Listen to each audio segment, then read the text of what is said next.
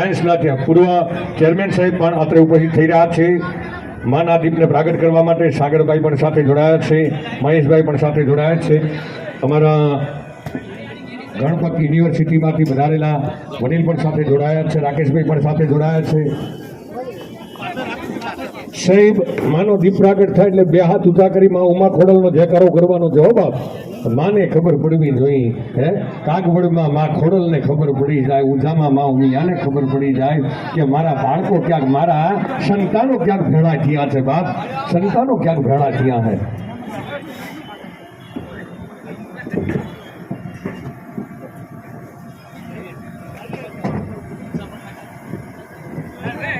આપણી વચ્ચે વિવેકભાઈ પટેલ સાહેબ હિંગરાજપુરાવાળા વીઆઈ